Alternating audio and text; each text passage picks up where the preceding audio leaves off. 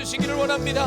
그러므로 말미암아 나를 위해 십자가에 죽으시고 나를 위해 부활하신 주님의 그 은혜가 내 마음에 담김으로 말미암아 주님과 동행하는 신앙, 주님과 함께하는 신앙의 삶을 살 수 있도록 하나님 이 시간 우리 가운데 놀랍게 역사해 주시기를 원합니다.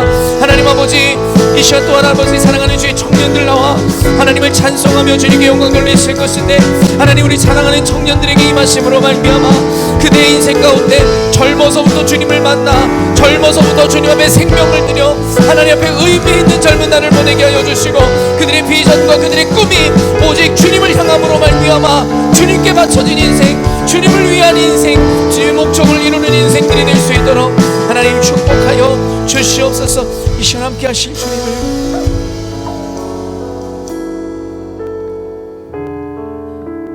오늘도 살아계셔서 변함없으신 가운데 우리 가운데 역사하시는 주님을 찬양합니다. 하나님, 고난주간을 맞이하여 주님의 고난의 여러 모양으로 간접적으로 동참하기 위하여 우리는 특별 새벽 예배를 통하여 아침의 문을 열었으며, 또한 삶의 자리에서 각자가 주님 앞에 절제하며 때로는 주님 앞에 자신의 가치를 내려놓으며 주님의 고난에 동참하는 시간을 가졌나이다. 마지막 다섯째 날을 맞이하며 그간 짧다면 짧은 시간이었지만 어쩌면 내외적으로 고난에 동참함으로 힘겨워했을 하나님 우리 사랑하는 성도들, 마지막까지 나와 주님 앞에 믿음으로 결단함으로 이 자리를 채우고 있는 사랑하는 성도들을 주님 축복하여 주시옵소서. 그들의 믿음과 순종, 그 충성이 결코 땅에 떨어지지 않게 하심으로 하나님, 이들의 믿음 가운데 하나님의 은혜의 보상이 주어지는 시간 될 수 있게 하여 주시옵소서. 무엇보다 마지막까지 주의 십자가를 붙잡음으로 말미암아 그저 형식과 지식에 머물고 관념에 머무는 신앙에서 벗어나 이제는 살아계신 주님을 만남으로 신앙이라는 것이 아닌 하나의 격식과 아버지 안에 절차가 아닌 살아계신 주님을 체험함으로 주님과 동행해내는 아버지 안에 진정한 삶임을 하나님 우리로 하여금 경험하고 깨닫는 시간 되게 하여 주시옵소서. 아직까지도 주님을 만나지 못한 이들이 있다면, 아직까지도 주님의 그 고난에 깊이 동참하지 못하고 있는 이들이 있다면 하나님 마지막 날 이 시간 주께서 은혜를 부어주심으로 말미암아 그 은혜와 그 사랑이 우리 가운데 깊이 담기는 시간 되게 하여 주시옵소서. 오늘 특별히 주님, 새벽 이슬과 같은 주의 청년들 오늘 하나님께 특송으로 영광 돌리는 날입니다. 젊어서부터 주를 알게 하신 하나님, 우리 사랑하는 청년들의 찬양을 받아주시고 이들에게도 깊은 하나님을 만나는 은혜를 허락하심으로 인하여 그들의 젊은 날을 주님께 드리게 하여 주시고, 그들이 하나님의 비전을 꿈꾸게 하시며 하나님 주신 성공을 맛보아 하나님의 목적을 온전히 이루어내는 우리 사랑하는 귀한 청년들 되게 하여 주시옵소서. 우리 열린문교회의 미래가 이들에게 있기에 하나님 우리 모든 장년들이 우리 청년들을 위하여, 다음 세대들을 위하여 간절히 기도할 수 있도록 은혜를 더하여 주시옵소서. 사랑의 주님, 우리 청년들의 삶을 받아주시고 우리 어린 아이들의 삶을 받아주시는 주님께서 우리 열린문교회가 신구가 조화를 이루어 21세기에 하나님의 영광을 세상에 널리 전하고 높이는 아름다운 공동체 될 수 있도록 축복하여 주시옵소서. 이 새벽에도 말씀으로 끝까지 주님께서 우리를 붙들어 주시고 말씀을 통해 우리 삶에 선명한 기준을 세워 주실 줄로 믿습니다. 감사드리며 거룩하신 예수 그리스도의 이름으로 기도하옵나이다. 아멘. 이 시간 우리 함께 말씀 보도록 하겠습니다. 주님께서 저와 여러분에게 주시는 말씀은 누가복음 23장 26절로 43절까지의 말씀입니다. 누가복음 23장 26절로 43절까지의 말씀입니다. 다 찾으신 줄로 알고요. 저와 여러분이 한 절씩 교독하여 읽도록 하겠습니다. 그들이 예수를 끌고 갈 때에 시몬이라는 구레네 사람이 시골에서 오는 것을 붙들어 그에게 십자가를 지워 예수를 따르게 하더라. 또 백성과 및 그를 위하여 가슴을 치며 슬피 우는 여자의 큰 무리가 따라오는지라. 예수께서 돌이켜 그들을 향하여 이르시되 예루살렘의 딸들아 나를 위하여 울지 말고 너희와 너희 자녀를 위하여 울라. 보라, 날이 이르면 사람이 말하기를 잉태하지 못한 이와 해산하지 못한 배와 먹이지 못한 젖이 복이 있다 하리라. 그때 사람이 산들을 대하여 우리 위에 무너지리라 하며 작은 산들을 대하여 우리를 덮으라 하리라. 푸른 나무에도 이같이 하거든 마른 나무에는 어떻게 되리요 하시니라. 또 다른 두 행악자도 사형을 받게 되어 예수와 함께 끌려가니라. 해골이라 하는 곳에 이르러 거기서 예수를 십자가에 못 박고 두 행악자는 그렇게 하니 하나는 우편에 하나는 좌편에 있더라. 이에 예수께서 이르시되 아버지 저들을 사하여 주옵소서 자기들이 하는 것을 알지 못함이니이다 하시더라. 그들이 그의 옷을 나눠 제비 뽑을세. 백성은 서서 구경하는데 관리들은 비웃어 이르되 저가 남을 구원하였으니 만일 하나님이 택하신 자 그리스도이면 자신도 구원할지어다 하고 군인들도 희롱하면서 나와 신포도주를 주며 이르되 내가 만일 유대인의 왕이면 내가 너를 구원하라 하더라. 그의 위에 있는 유대인의 왕이라 쓴 패가 있더라. 달린 행악자 중 하나는 비방하여 이르되 내가 그리스도가 아니냐 너와 우리를 구원하라 하되 하나는 그 사람을 꾸짖어 이르되 내가 동일한 정죄를 받고서도 하나님을 두려워하지 아니하느냐. 우리는 우리가 행한 일에 상당한 보응을 받는 것이니 이에 당연하거니와 이 사람이 행한 것은 옳지 않은 것이 없느니라 하고 이르되 예수여 당신의 나라에 임하실 때에 나를 기억하소서 하니 예수께서 이르시되 내가 진실로 내게 이르노니 오늘 내가 나와 함께 낙원에 있으리라 하시니라. 아멘. 이 시간에 우리 청년부 특송 시간인데요. 나와서 전심으로 하나님께 영광 돌리셨으면 좋겠습니다.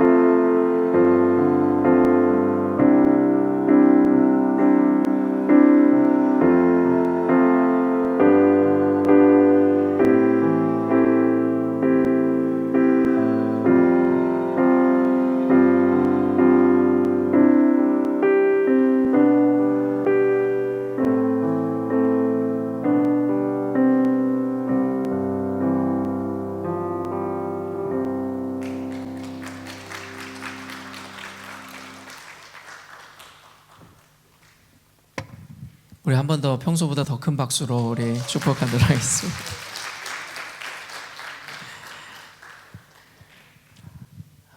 많은 인원은 아니지만 함께 나와 청년들이 찬송한다는 것 참 특별한 의미가 있는 것 같습니다.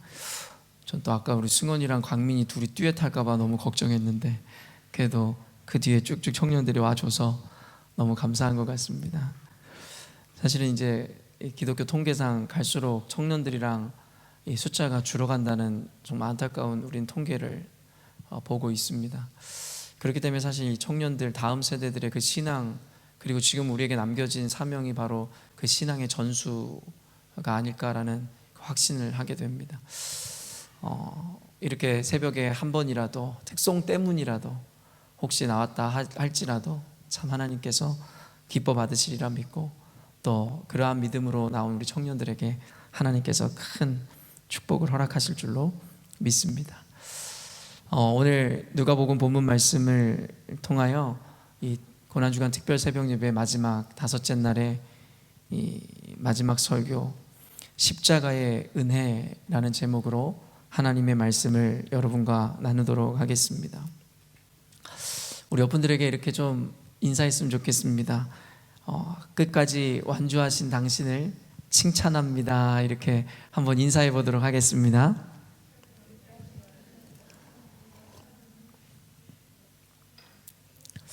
이게 습관이 되지 않으면 정말 힘든 일이잖아요. 새벽에 나온다라는 것. 그리고 또 아침에 또 간식을 준비하시는 분들은 사실은 더 일찍 나와서 새벽 4시 반부터 나와서 준비하기도 하고, 여러분들 또 각자 직장 생활하면서 사실은 또 육체적인 노동을 하시는 분들도 많은데 사실은 얼마나 힘들까라는 생각을 저도 계속 하면서 어떠한 마음의 부담으로 여러분을 또 섬기고 있습니다. 그럼에도 불구하고 육신은 피곤하고 고나지만 우리의 마음만큼은 하나님 앞에 이 새로워짐을 고백함으로 끝까지 완주해 주시고 마지막 다섯째 날 새벽 예배까지 섬길 수 있는 여러분이 계시기에 하나님께 너무나 감사를 드립니다. 그리고 완주하고 다섯째 날까지 모든 예배를 참여하지 못하셨지만 어찌 보면 오늘 마지막 날에 또 이렇게 자리에 나와서 마지막 날이라도 하나님께 영광 돌리고 있는 여러분도 승자들이라 믿습니다. 어쨌든 이 마지막 날을 함께 해주심으로 하나님께서 마지막까지 주실 그 은혜들을 마음에 또 여러분의 삶에 깊이 새기시는 시간이 되었으면 좋겠습니다. 이번 고난주간 특별 새벽 예배는 저에게도 참 큰 의미가 있다라는 생각이 들었어요. 어떻게 보면 고난주간 특별 새벽 예배를 제가 신앙생활을 하면서 어떻게 보면 정말 많은 시간들을 보내왔지만 올해 이 고난주간 특별 새벽 예배는 물론 제가 설교자가 되어 이 전체 이 하루하루를 제가 다 설교해내고 그리고 그 믿음으로 여러분 위해서 기도했다라는 것 그 자체도 저에게는 큰 의미가 있는 것도 사실이지만 사실 이번 새벽 예배가 저에게 큰 의미가 있는 이유는 누가복음을 통해서 우리에게 주시는 그 말씀들이 결국에는 이 십자가라는 것 그리고 예수님의 고난이라는 것이 결코 나와 무관한 것이 아니었고 결국에는 나를 위한 십자가였으며 나를 위한 고난과 죽으심이었음을 깊이 새기는 시간이었기에 저에게도 굉장히 특별한 의미가 있었다라고 생각합니다. 누가복음 본문을 통해서 지금까지 저는 여러분에게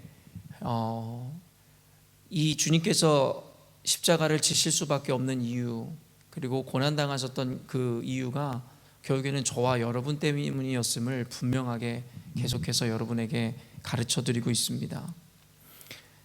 6월절에 마지막 제자들과 함께 그 마지막 만찬을 하는 가운데서도 결국에는 예수님을 부인하고 예수님을 배신할 이들이 있을 것이라는 그 이야기를 통해 결국에 예수님을 부인하고 배신하는 자가 다른 누군가가 아니라 저와 여러분이었음을, 또한 여러분 빌라도와 헤롯과 당시의 종교 지도자들의 모습을 통해서 결국에 예수님을 못 박은 것이 그들이 아니라 바로 저와 여러분이었음을 함께 보았습니다. 특별히 인물들에 집중하며 그 인물들의 모습이 내가 손가락질하는 그 어떤 이의 모습이 아니라 바로 나의 모습임을 계속해서 이야기하고 있습니다. 역설적이게도 이러한 이야기들과 가르침들은 나를 정죄하는 것 같은 생각이 들 수도 있습니다. 그러나 십자가라는 것 자체가 역설임을 여러분은 알고 있습니다. 사실은 나의 죄를 인정하는 것, 나 때문이라는 고백을 하는 것은 우리를 좌절하거나 절망하게 하거나 우리를 비참하게 만드는 것이 아닙니다. 그러하기에 주님이 필요합니다. 그러하기에 우리의 인생에 주님의 은혜와 도우심이 없이는 살아갈 수 없습니다라고 하는, 어쩌면 역설적이게도 우리들에게 하나의 축복이 되어지는 것이 바로 우리의 죄됨과 우리의 연약함을 고백하는 그것일 것입니다. 방금도 이야기했지만 기독교인들에게는 십자가는 역설적인 의미를 갖습니다.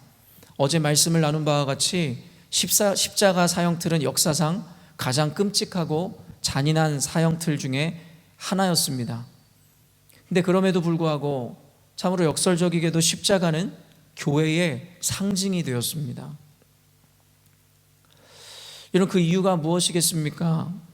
그 이유는 예수께서 당하신 그 끔찍한 고난과 십자가에서 죽으심이 없었다면 우리에게는 무너진 하나님과의 관계의 회복도 이룰 수 없었고, 또한 구원에 이룰 수 있는 방도를 얻을 수 없을 것이었기 때문입니다. 그렇기 때문에 역사상 가장 끔찍하고 어떻게 보면 잔인한 사형틀이었던 그 십자가가 오늘날의 우리 교회에 있어서는 하나의 은혜와 영광의 상징이 되어 버린 것입니다.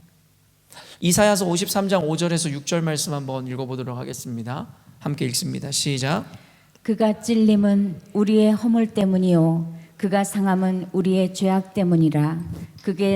그가 징계를 받음으로 우리는 평화를 누리고 그가 채찍에 맞음으로 우리는 나음을 받았도다. 우리가 다 양 같아서 그릇 행하여 각기 제 길로 갔거늘 여호와께서는 우리 모두의 죄악을 그에게 담당시키셨도다.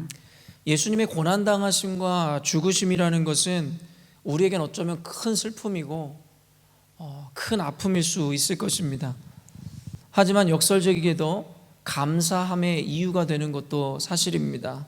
이사야서의 고백처럼 그가 찔림으로 말미암아 우리의 허물이 사라지게 되었으며, 또한 그의 상함으로 인해서 우리의 죄악이 씻기게 되기 때문입니다. 그가 징계를 받음으로 우리는 평화를 누리게 되고 그가 채찍에 맞음으로 나음을 입게 되기 때문입니다. 그렇기 때문에 예수님이 당하신 그 고난과 십자가의 죽으심이 슬픔이고 아픔인과 동시에 도리어 어쩌면 죽을 수밖에 없는 죄인을 살리신 하나님의 은혜의 방도, 구원의 방도였기에 우리에게는 감사의 고백이 있어야 한다는 것입니다. 그래서 서양인들은 그 예수님이 죽으신 바로 오늘 이날을 굿 프라이데이라고 하는 것입니다. 처음에 이 굿 프라이데이라는 이야기를 들었을 때 전 이해할 수가 없었죠. 주님이 죽으심이라는 것은 우리들에게 깊은 아픔과 어쩌면 우리에게 슬픔을 남기는 날인데 어찌 저들은 이 날을 굿 프라이데이라고 할 수 있는 것인가. 그러나 제가 말씀을 배우고 말씀을 깊이 깨달으면서 결국엔 그들의 고백이 참으로 옳다라는 생각이 들었습니다. 결국에 예수님이 죽으심으로 말미암아 끝이 나버렸다면 그것은 우리에게 애통함이며 슬픔 그 이상의 의미를 가질 수 없을 것이었겠지만, 예수님께서는 죽으심으로 끝나신 것이 아니라 죽으시고 부활하심으로 말미암아 모든 것에서의 회복과 모든 것에서의 구원을 하나님께서 우리에게 주시게 되었다는 것입니다. 그래서 현재를 살아가고 있는 우리들은 알고 있습니다. 예수님은 이내 곧 부활하심으로 말미암아 모든 사망과 권세로부터 승리하시고 우리에게 영원한 생명을 주실 것이라는 것을 말입니다. 그러므로 슬프고 아프고 또 너무나 죄송한 마음도 있는 것도 사실이지만, 이 십자가는 바로 주님의 고난은 우리들에게 도리어 감사의 이유가 되기도 하는 것입니다. 그리고 이제는 주님께서 우리에게 그 고난과 십자가를 통해 주신 그 기회를 붙잡고 놓치지 않는 삶을 살게 하시기 위해서 우리로 하여금 예수님의 고난을 받고 그 십자가를 지고 주님을 따르라고 말씀하십니다. 방금도 이야기했던 것과 같이 그 고난과 그 십자가가 단순히 저주와 아픔과 슬픔의 상징이었노라면 우리에게 그 십자가를 붙잡고 주를 따르라는 것이 고통 이상 아무것의 의미도 없을 것이겠지만, 우리는 알고 있습니다. 그 끝에 어떤 영광과 그 끝에 어떠한 것이 기다리고 있었는지 말입니다. 그렇기 때문에 오늘날에도 여러분과 저에게 말씀하시는 너희들이 나의 이름으로 고난을 받으라, 그리고 십자가를 지고 나를 따르라는 말이 누구도 거절하고 싶고 받아들이고 싶지 않은 말씀일지는 모르겠으나 결국에는 궁극적으로 그 끝에는 하나님의 영광과 축복이 기다리고 있음을 우리는 알고 있습니다. 마태복음 16장 24절 말씀입니다. 읽습니다. 시작. 이에 예수께서 제자들에게 이르시되 누구든지 나를 따라오려거든 자기를 부인하고 자기 십자가를 지고 나를 따를 것이니라. 그렇게 이 십자가는 이 십자가의 역설처럼 누구도 원치 않는 십자가지만 누구도 원치 않는 그 십자가를 지는 우리의 삶은 우리가 추구해야 되는 삶이 되어버린 것입니다. 그리고 그 특별함을 오늘 본문은 우리에게 한 번 더 강조하게 되는데요, 26절 말씀 한번 읽어보도록 하겠습니다. 시작. 그들이 예수를 끌고 갈 때에 시몬이라는 구레네 사람이 시골에서 오는 것을 붙들어 그에게 십자가를 지워 예수를 따르게 하더라. 여러분이 잘 알고 있는 이 구레네 시몬이라는 자가 등장합니다. 어제 사형 선고를 받게 되셨던 예수님은 오늘 이 십자가를 지고 이 골고다 언덕을 향하여 걸어가기 시작하였습니다. 그때에 너무나도 잘 알고 있는 이 구레네 시몬이라는 사람의 이야기가 그 중간에 끼어들게 되는데요, 구레네 사람은 시골에서 올라오는 사람이었습니다. 그가 왜 그 구레네, 북아프리카의 리비아의 하나의 도시인데요, 어쩌면 그 당시에 시골에 있었고 먼 지역에 있었던 그가 이 예루살렘에 왔는지에 대해서 그 이유와 목적이 밝혀지지는 않았으나 어쨌든지 간에 그는 먼 시골 마을에서 어떠한 목적으로 인해 예루살렘에 온 이였습니다. 그러나 분명한 것은 그가 시골에서 예루살렘까지 온 이유는 믿음 때문은 아니었습니다. 그가 하필이면 예루살렘에 온 날에 예수 그리스도께서 십자가에 끌려가는 일을 그가 목도하게 된 것이었고, 그 역시도 많은 무리들이 그러하듯이 그저 예수님이라는 사람 그저 구경하고자 그 자리를 찾았는지 모르겠습니다. 방금도 이야기했지만 그 로마 군병이 그래서 시골에서 올라온 구레네 시몬에게 예수가 몸이 찢어지고 상하여 그 무거운 십자가를 더 이상 지고 걸어갈 수 없게 되자 그 구레네 시몬이라는 사람을 강제로 끌어다가 그 십자가를 지게 합니다. 물론 역사적으로 사실적인 어떤 현상적인 일로 보면 예수님이 십자가를 혼자 지실 수 없기 때문에 어떤 일을 택하였다 이야기할 수 있겠지만, 영적인 의미에서 보면 이 또한도 우리에게 주는 분명한 의미가 있다는 것입니다. 성경에서는 허투루 내용을 담을 수가 없었습니다.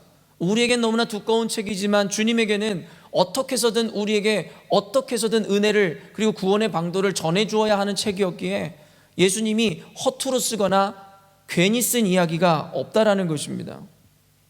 구레네 시몬을 통해서 우리에게 주시는 그 은혜가 무엇이겠습니까? 바로 십자가를 지는 삶의 가치를 보여주고 싶었던 것입니다. 강제로라도 지고 가는 십자가의 특별한 말입니다. 우리가 즐거이 십자가를 지고 예수를 따르면 좋으련만 그것이 말처럼 쉽지가 않습니다. 그 의미와 내용을 모두 아는 목회자인 저 역시도 나를 부인하고 자기 십자가를 지고 주님을 따르는 삶을 산다는 것이 그렇게 쉽지가 않습니다. 그래서 때로는 어쩌면 더 많은 시간이 기쁨보다는 고통과 슬픔으로 느껴지고 다가올 때가 많은 것도 사실입니다. 그만큼 예수를 따르는 삶, 십자가를 지는 삶이란 너무나 힘들고 어렵게 느껴질 때가 있는 것입니다. 그럼에도 불구하고 이 십자가를 지고 오늘도 주를 따르는 성도들에게 주님께서 구레네 시몬을 통해 주시는 그 은혜는 무엇이냐면, 어렵고 힘들고 수치가 되고 고되어 사실은 즐거이 지고 가는 십자가가 아닐지라도 그럼에도 불구하고 그 길을 따르는 것이 옳은 것이라는 것을 알므로 인해서 그리 즐겁고 그렇게 행복하여 지는 십자가가 아닐지라도 어쨌든 십자가를 지는 여러분들의 삶이 잘못된 것이 아니었음에 대해서 분명히 이야기하는 것입니다. 오늘 청년들도 새벽 예배에 나와 있고, 어떤 이들은 부모의 손에 이끌려 그리고 남편에게 아니면 아내에게 어떤 무언의 압력을 당하여 교회 나온 이들도 혹 있을지 모르겠습니다. 그러나 저는 청년들에게, 그리고 어쩌면 조금은 강제적으로 교회에 나온 이들에게도 이야기하고 싶습니다.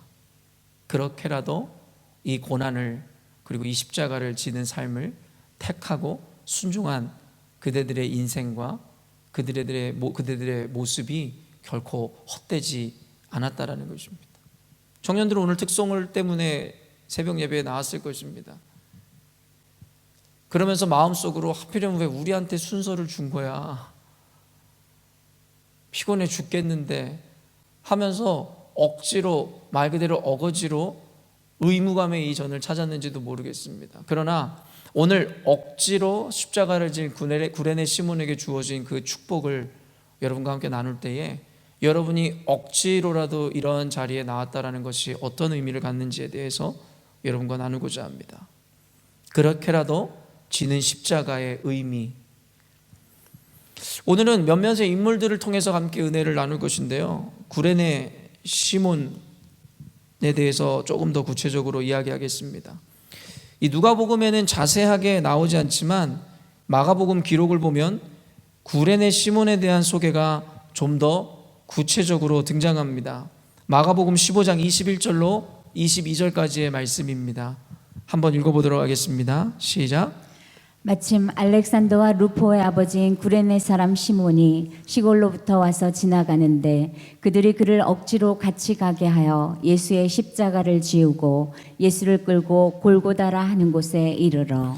오늘 본문에는 나오지 않지만 결국엔 구레네 시몬에게 억지로 같이 가게 하였다라는 이 이야기를 굳이 써놨으며, 또한 이 구레네 시몬이라는 사람의 두 아들의 이름이 특별히 밝혀지는 것을 보게 되는데, 그 이름이 바로 알렉산더와 루포라는 것이에요.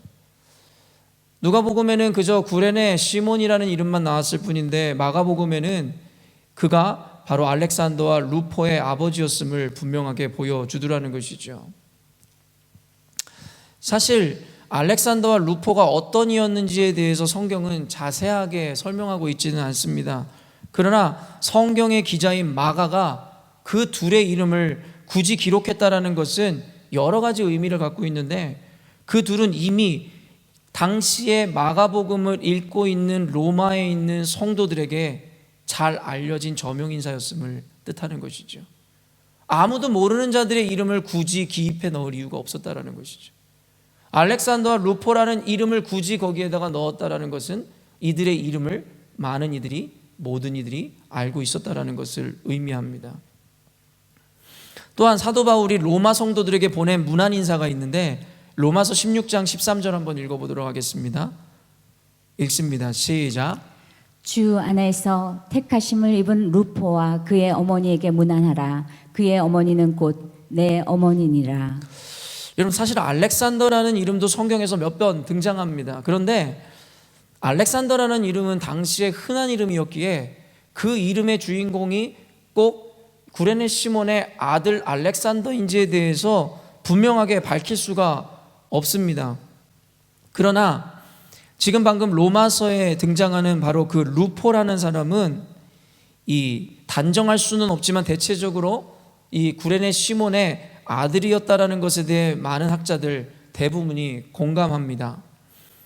이방인의 사도로 크게 존경을 받던 사도 바울이 여러분 서신을 통해서 루포의 이름을 굳이 밝히고 문안하는 것부터가 이미 그 루포가 신약시대에 있었던 교회 가운데 크게 공헌하고 이바지한 인물이었다라는 것을 볼 수 있는 주요 근거가 됩니다.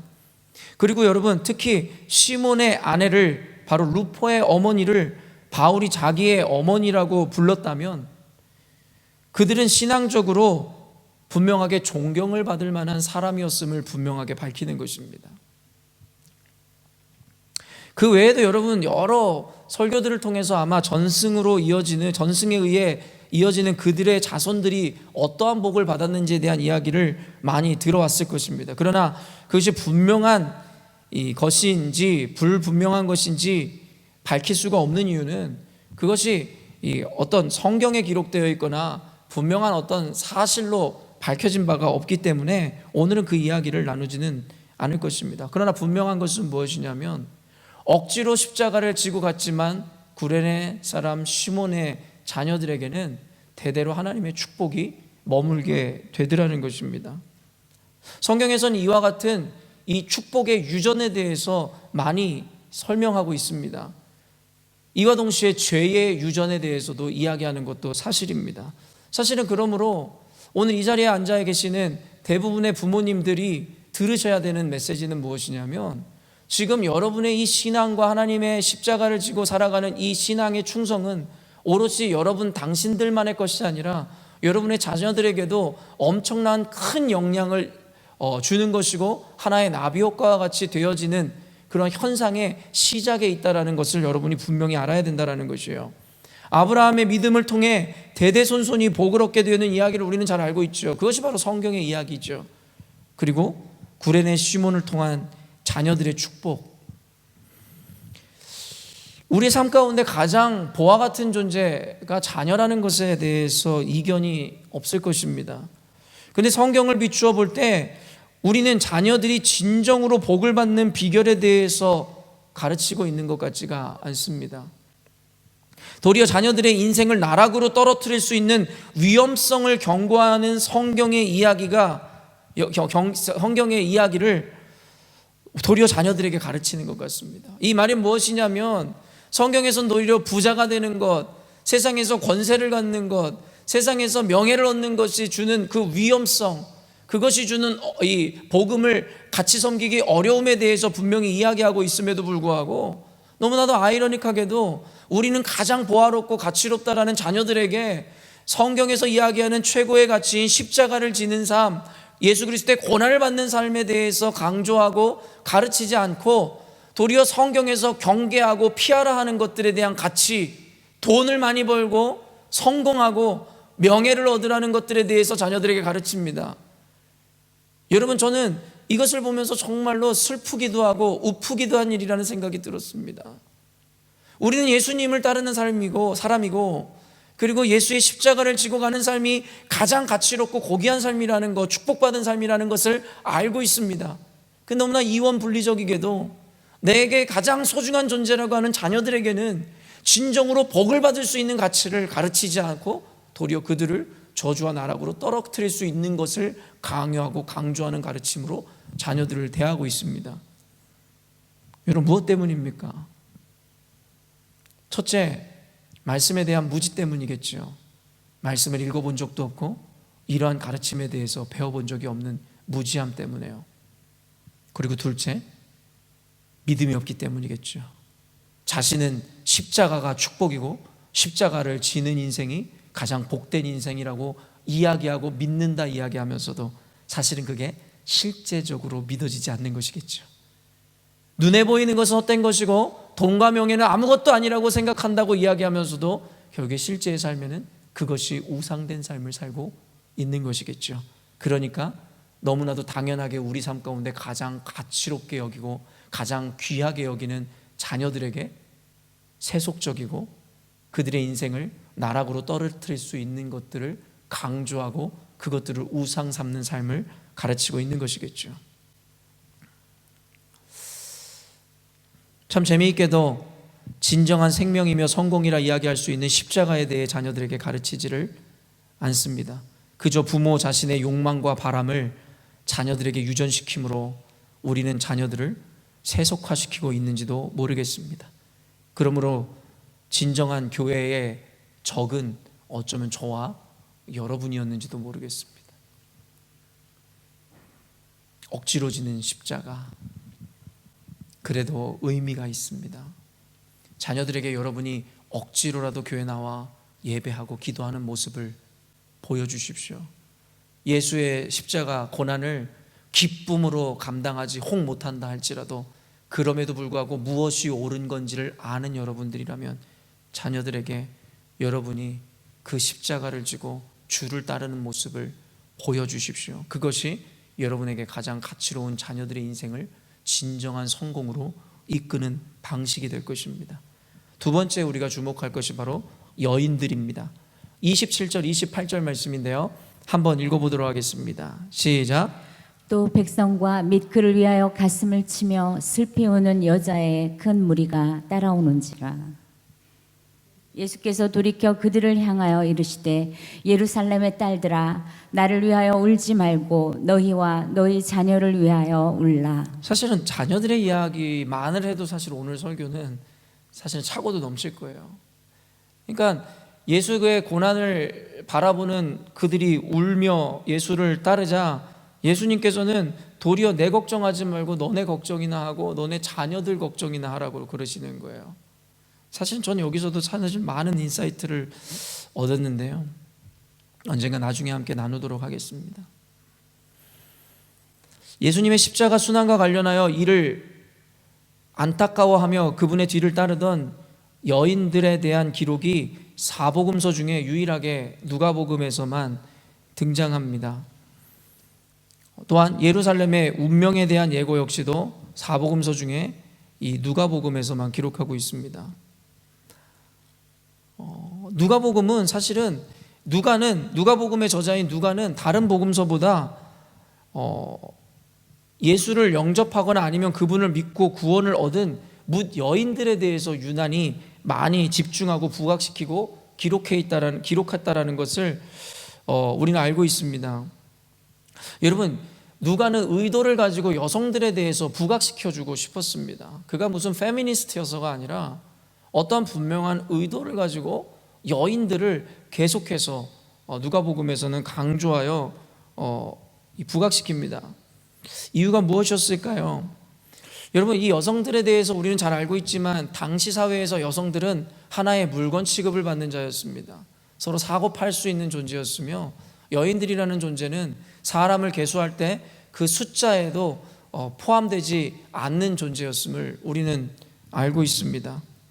어떻게 보면 사회적으로 이 물건 취급을 받던 그 여성들을 도리어 예수님을 배신하고 도망한 제자들과 비교함으로 끝까지 예수님이 걸으신 그 길을 함께 걸으며 눈물로 그가 가시는 길을 함께 배웅하고 있는 그 여인들의 모습을 대조함으로 사실은 어쩌면 여인들의 이 지위를, 여러 여인들의 가치를 사람들 앞에서 높이는 것과 같은 어떤 효과를 주고 있는 것이죠. 예수님은요, 사회적으로 관심을 받지 못하던 자들의 하나님이었습니다.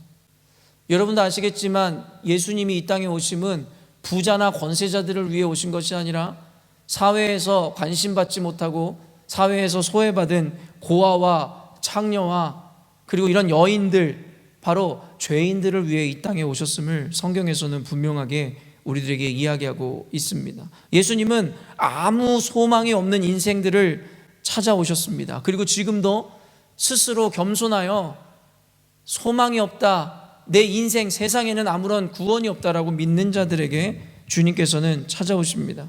그저 내 꿈과 내 쾌락과 만족으로 그리고 그것에 대한 꿈으로 가득 찬 이들에게는 예수님은 찾아오시질 않습니다. 마음이 가난하고 겸손하여 세상에 소망을 두지 않는 이들이 바로 구원의 대상이었음을 분명하게 이야기하고 있는 것입니다. 사랑하는 성도 여러분, 여러분 이 여인들과 같은 지위와 내면의 태도를 갖고 계십니까? 여러분의 마음 가운데 세상에 소망을 두는 것이 아니라 오직 주님만이 여러분의 소망이심을 분명히 밝히심으로 세상에서는 혹시 천대를 받고 세상에서는 별것 아닌 인생이라 이야기하지만 진정으로 주님께 주목받고 관심받는 삶을 살고 계십니까? 그러면서 예수님은 자신을 위해 울지 말고 너희 자신들과 자녀들을 위해 울어야 한다고 이야기합니다. 예수님이 자기 자신을 위해 울지 말라는 것이죠. 그 이야기는 그 의미가 무엇입니까? 예수님은 당신이 가야 할 길을 가심으로 하나님이 자신을 보내신 그 목적과 사명을 이루어낼 것이기에 이제는 하나님의 뜻을 모두 이루었다는 의미를 우리들에게 비춰주는 것입니다. 그러므로 내가 가는 이 죽음의 길이 너희들이 볼 때는 안타깝고 비참해 보일지 모르겠으나 괜찮다라는 거예요. 왜냐하면 나는 내가 이 땅에 온 목적을 이제 이루는 것이기 때문이라는 거예요. 그러면서 이제는 주님께서 이렇게 이야기하는 것이죠. 바로 너희 차례라는 거예요. 나는 내 할 일을 다 했기 때문에 이제 나를 위해 너희들이 울 이유가 없다. 이제는 너희들을 위해서 울어라. 왜냐하면 이제는 그 사명과 부르심이 너희의 차례가 되었기 때문이라고 이야기하는 것입니다. 29절 한번 읽어보겠습니다. 29절 읽습니다. 시작. 보라, 날이 이르면 사람이 말하기를 잉태하지 못하는 이와 해산하지 못한 배와 먹이지 못한 젖이 복이 있다 하리라. 사실은 이제부터는 조금 뭔가 이해가 되지 않는 말씀들이 있죠. 어떤 주석가들은 지금 29절의 이 본문 말씀을 보면서 예수님께서 말씀하신 예루살렘의 환란의 날이 왔을 때 딸린 자식이 없어 쉽게 도망할 수 있기에 그것이 축복이라 이야기하는 것이다라 이야기합니다. 그러나 저는 문맥상 그것은 옳지 않은 해석이라고 생각합니다. 성경에서는 분명히 이야기하고 있기를 주의 심판에서 피할 수 있는 자는 아무도 없다라고 이야기하고 있습니다. 딸린 식구가 없다고 해서 그 심판으로부터 도망할 수 있는 것이 아님을 성경은 분명히 이야기하고 있습니다. 그렇게 저는 말씀을 근거로 이것은 옳지 않은 주석이라 생각합니다. 그러면 여러분 이것을 어떤 의미로 받아들여야 될까요? 해산하지 못한 배와 먹이지 못한 젖이 복이 있도다.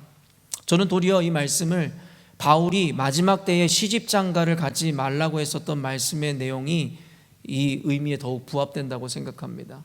여러분 무슨 말입니까?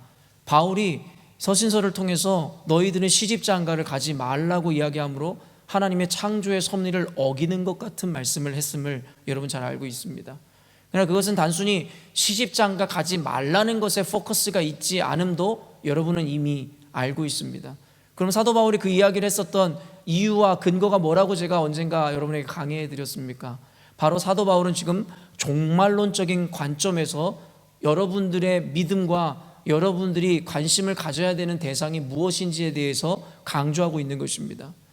바울이 이야기할 때 주의 심판의 날이 왔을 때 처자식이 그리고 남편이 있는 자들의 삶은 주의 날이 올 때에 자신의 거룩함과 경건과 자신의 신앙을 점검해야 할 때에 그 마지막 날이 도래할 때에 자신의 남편과 아내와 자식이 있으므로 도리어 그 가족을 염려함으로 자신을 돌보지 못한다라는 것입니다. 이런 구원이라는 것은 믿음에 의해 이루어지는 것이고 그 믿음이라는 것은 부모의 믿음에 의해 자녀가 구원을 받는 것이 아닙니다. 구원이라는 것은 내 믿음에 의해 주어지는 것이지 남이 나를 아무리 의롭게 산자라 할지라도 나의 구원을 책임져 줄 수 없다라는 것입니다. 그래서 29절의 강해를 여러분들에게 해드리면 결국에는 자식이 없는 자들이 복이 있다 이야기하는 이유는 무엇이냐면 너희들이 그 자식을 걱정할 때에 도리어 너희들의 믿음을 염려하고 걱정할 수 있으므로 주의 날이 다가왔을 때 너희들은 진정한 구원을 얻어 누릴 수 있다는 것입니다. 그러므로 주님이 말씀하시는 너희 자신들을 염려하고 너희 자신을 위해 울으라는 이야기가 남 걱정하지 말고 너희들 걱정하라는 이야기를 하고 있는 것이죠. 그 말씀을 오늘 우리는 두렵고 떨림으로 받아내야 하는 것입니다.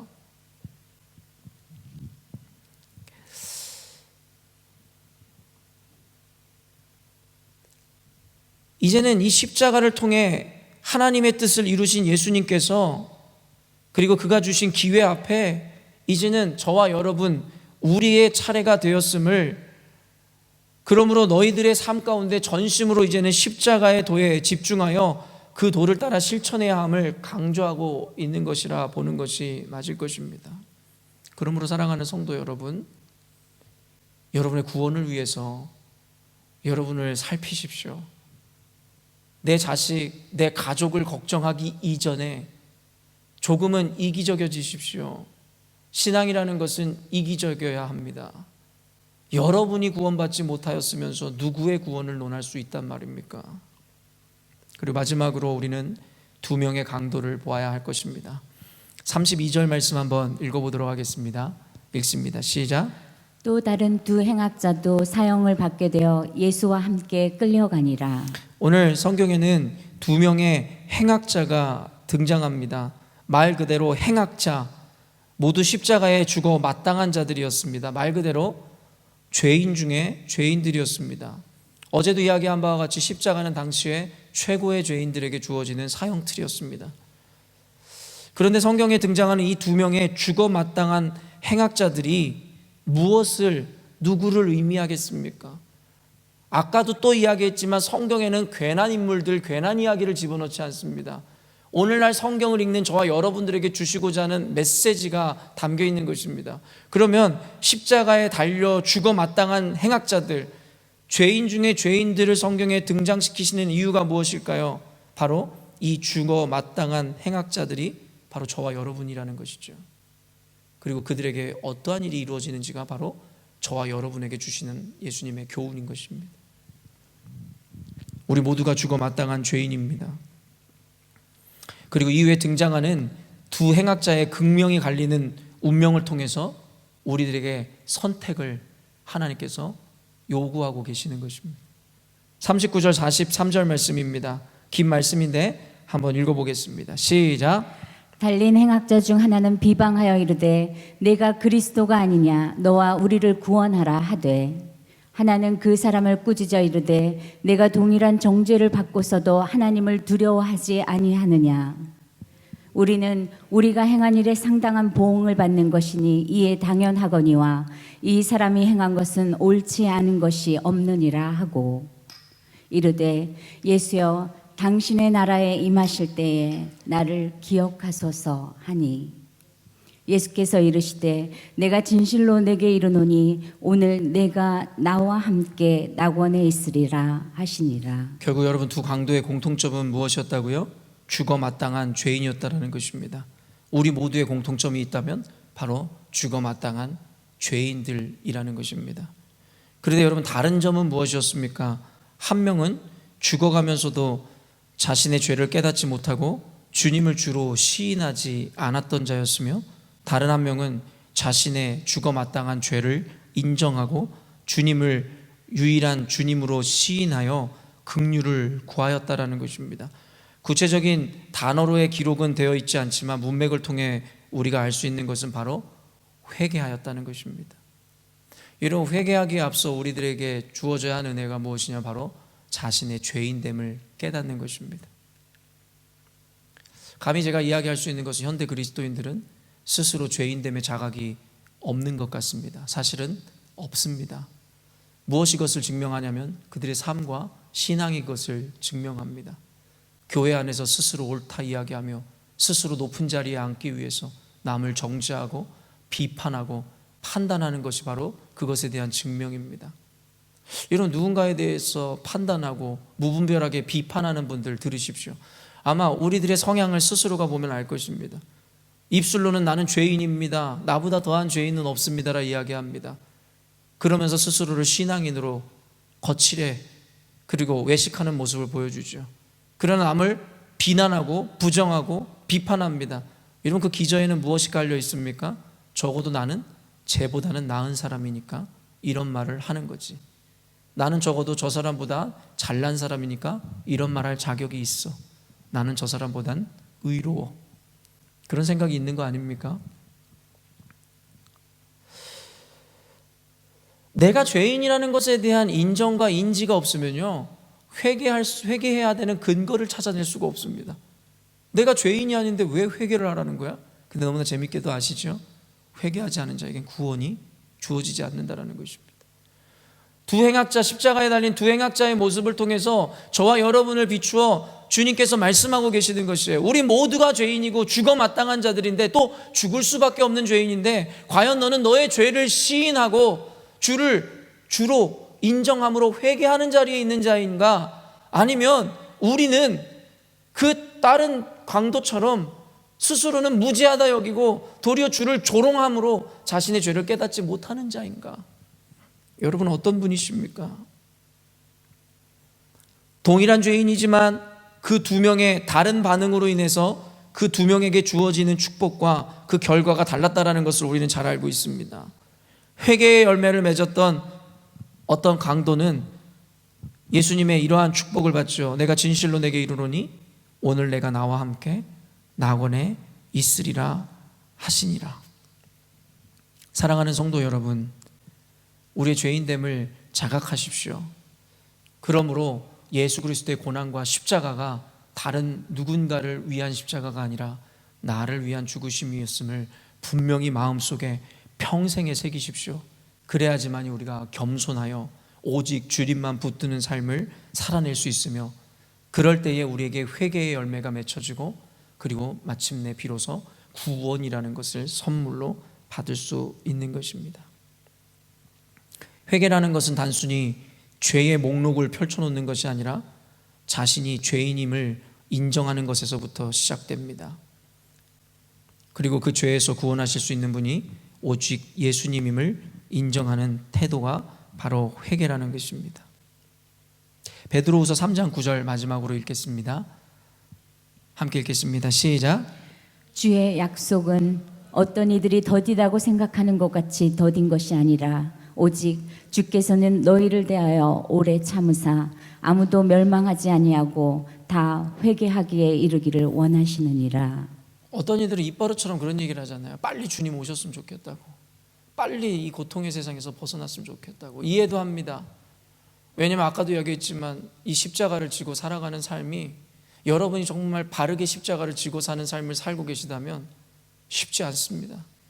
세상으로부터 모욕과 핍박과 능욕과 치욕을 당해야 하며 실제적인 삶의 궁핍을 경험해야 하기도 하고 손해를 감수해야 하기도 때문입니다.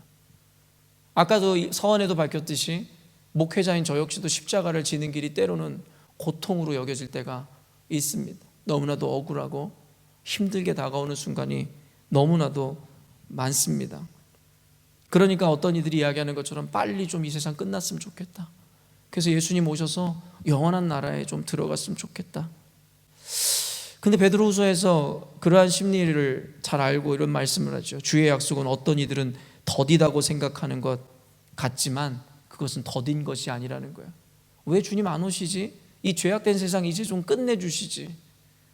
그게 아니라 오직 주께서는 너희들에 대하여 오래 참으사 아무도 멸망하지 않게 하시려고 모두가 회개할 수 있는 기회를 주신다고 말씀하십니다. 빨리 주님이 오셨으면 좋겠다라고 말씀하시고 생각하시는 여러분들이 있다면 생각해 보세요.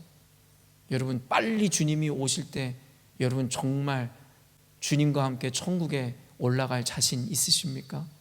그래서 빨리 주님 오셨으면 좋겠다고 말씀하시는 거예요. 저는 자신이 없습니다. 저는 구원의 확신이 없습니다. 어떤 이들은 또 이 말을 통해서 또 다른 이상한 생각을 하게 되시는지 모르겠지만, 성경에서는 두렵고 떨림으로 구원을 이루라는 메시지를 통해 자신의 구원이라는 것은 확신해야 될 것이 아니라 늘 하나님 앞에 겸손함으로 최선을 다해야 하는 가치라는 것을 분명하게 이야기하고 있습니다. 우스갯소리로 그런 이야기 하잖아요. 성도들이 죽어 천국에 갔는데 결국에 우리 목사님은 여기서 제일 좋은 자리에 앉아 있겠지 하고 찾아봤더니 천국에 목사님이 계시지 않다라는 말. 우스갯소리로 하는 이야기지만 저는 그 말이 저에게 늘 비수와 같이 꽂힙니다. 많은 이들 앞에서 스스로 의로운 마냥, 가장 말씀을 잘 지키고 살아가는 마냥 설교하지만 과연 나는 하나님 앞에서, 제가 나중에 예수님 앞에 설 때는 목사라는 이름으로 서지 않을 것입니다. 그저 한 명의 죄인으로 주님 앞에 서게 될 것이고 주의 심판을 맞이하게 될 것입니다. 내가 목사였다라는 것이 저에게 하나의 면죄부가 되지 못할 것입니다. 주님은 나의 삶을 알고 계시기에 내 삶으로 증명해내지 못한다면 주의 심판을 피할 수 없을 것입니다. 사랑하는 성도 여러분, 여러분의 신앙의 연수가, 여러분의 직분이, 여러분의 사회적 지위가, 여러분의 어떠함이 여러분에게 면죄부가 될 수 없음을 잊지 마십시오. 주님이 오시기를 기다리는 것만큼이나 여러분이 모두가 구원에 이르게 하기 위해서 회개의 기회를 주시고 계시는 주님의 마음을 먼저 헤아리십시오. 주님 빨리 오십시오라는 이야기를 하기 이전에 하나님, 제가 오늘도 거룩함으로 주님의 구원에 합당한 그 은혜를 받아 누릴 수 있는 회개의 열매를 맺는 자의 삶을 살게 하여 주십시오. 우리는 그를 위해 기도하고 그를 위해 노력하는 것이 더 합당한 신앙인의 모습일 것입니다. 주님은 지금도 우리에게 회개의 기회를 주십니다. 그가 십자가에 죽으시면서까지 주신 그 회개의 기회를 놓치지 말아야 할 것입니다. 사랑하는 성도 여러분, 오늘 구레네 시몬을 통해 주시는 메시지, 여인들을 통해 주시는 메시지, 그리고 2명의 강도를 통해 주시는 메시지, 여러분 모두마다 적용점이 다를 것입니다. 그러나 분명한 것, 이들이 받은 복이든 기회이든 모든 것이 주님의 십자가가 있었기에 가능했다라는 것입니다. 그러므로 십자가가 교회의 상징이 되었고 우리가 늘 붙잡고 가야 하는 가치가 된 것입니다. 사랑하는 열린문교회 성도 여러분, 이와 같은 십자가의 은혜를 모두 경험하시기를 원하며 여러분의 평생에 이 십자가를 지고 주님 가신 길을 따라가심으로 주님이 주시는 모든 은혜에 대한 그 열매를 받아 누리시는 저와 여러분이 되시기를 주님의 이름으로 축원합니다. 이 시간 함께 기도하겠습니다.